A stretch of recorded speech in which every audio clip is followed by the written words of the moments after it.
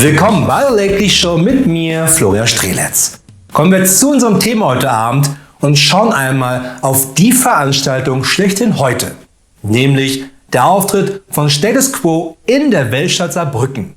Natürlich nicht, denn immerhin ist der Tag heute etwas ganz Besonderes, wo doch Peter Orloff und der Schwarzmeer-Kosakenchor in Kevlar auftritt.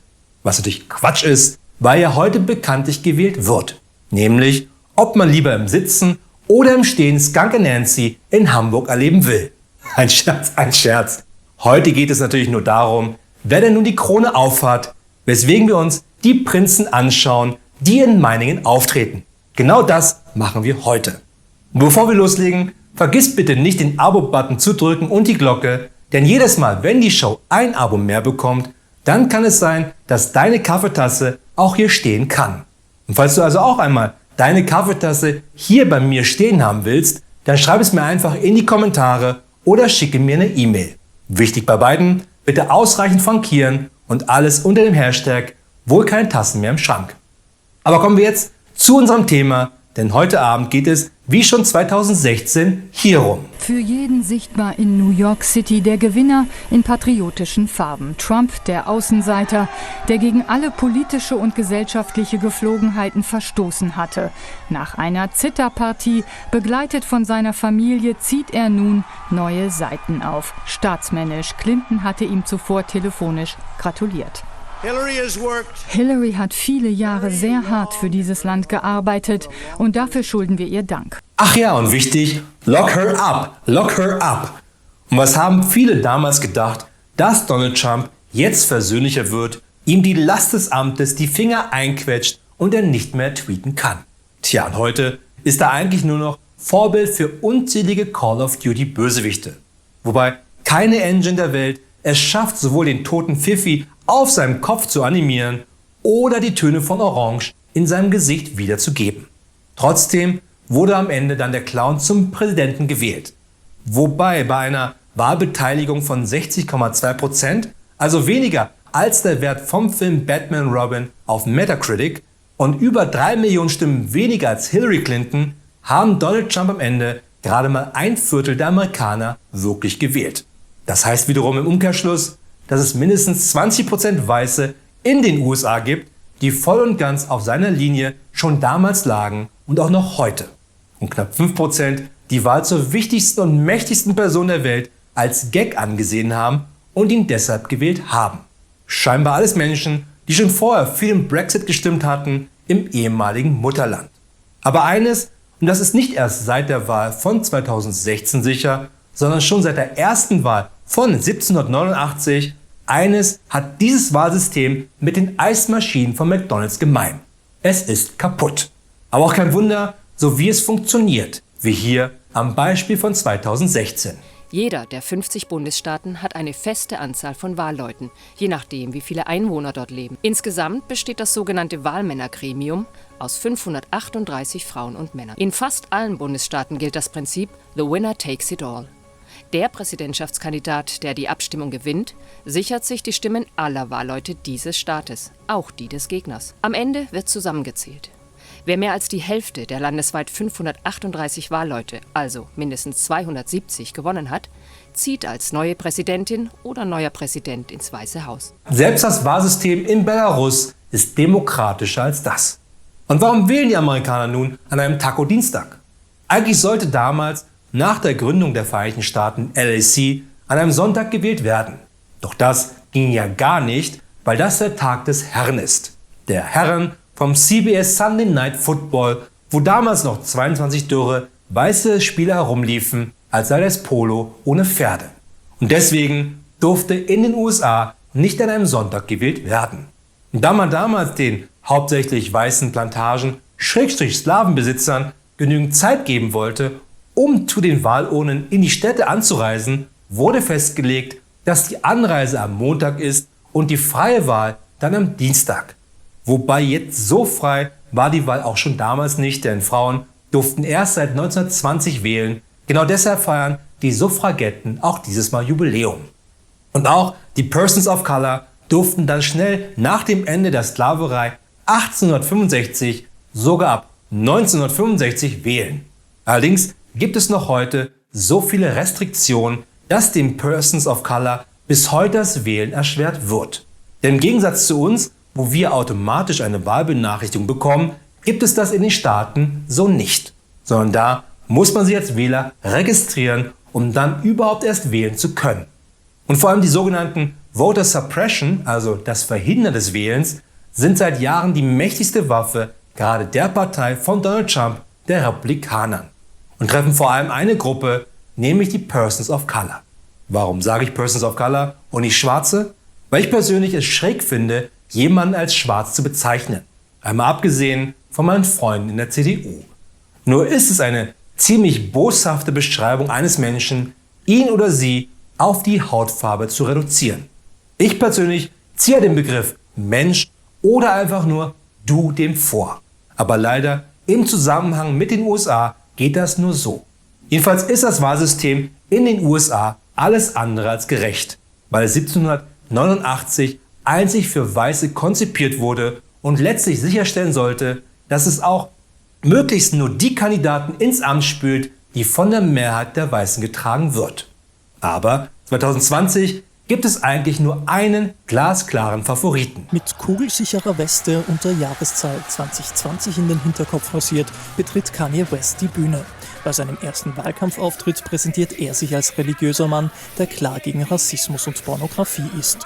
Beim Thema Abtreibung bricht der 43-Jährige sogar in Tränen aus, als er erzählt, dass sein Vater ihn abtreiben lassen wollte. My mom saved my life. There would have been no Kanye West because my dad was too busy.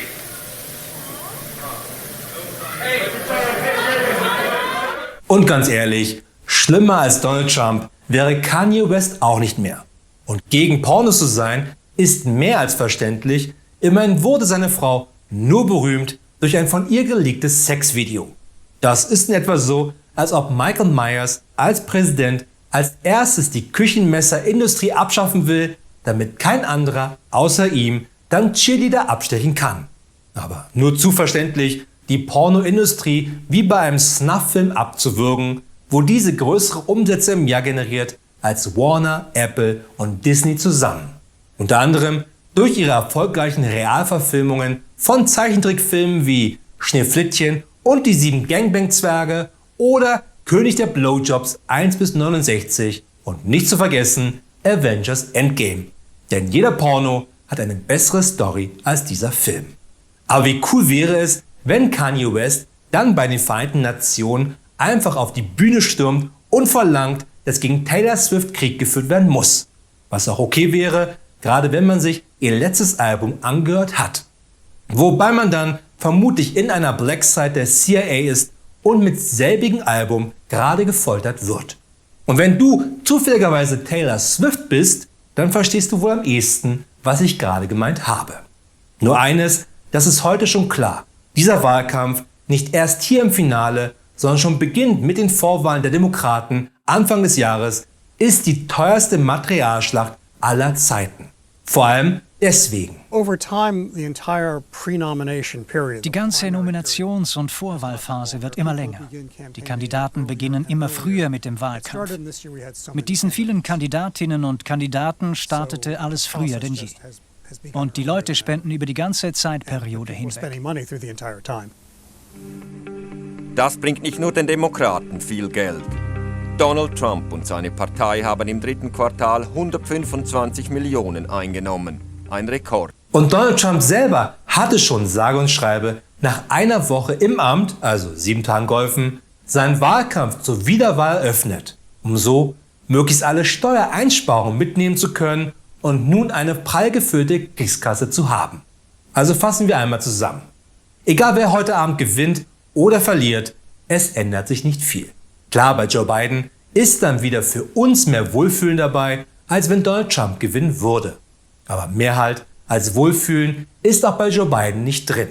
Dafür hinterlässt ihn Donald Trump nicht nur einen Scherbenhaufen, sondern einen vollgekackten Scherbenhaufen. Wobei das auch nur ein Zeichen der einsetzenden Demenz gewesen sein kann mit dem Vollkacken.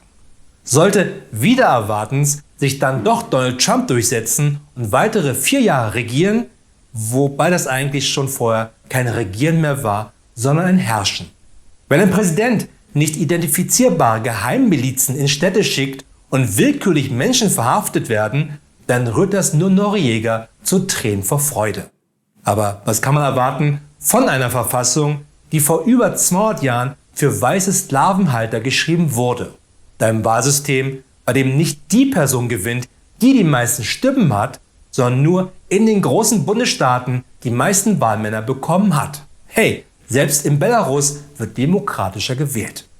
Und beides funktioniert heute definitiv nicht mehr, so wie schon einst 1789 schon nicht funktioniert hat. Außer bei einer Sache, dass am Ende des Abends dann doch wieder nur ein weiterer alter weißer Mann gewonnen hat. Und das sollte jeden in Amerika eher dazu bringen, es Kanye West leicht zu tun. Aber noch eine kleine Sache. Wir haben hier bei uns das große Glück, dass wir die 4 Jahre USA unter Donald Trump recht ruhig bisher überstehen konnten. Denn eines wurde in den 4 Jahren klar: keine Drohung von ihm hat auch nur ansatzweise einen Wert.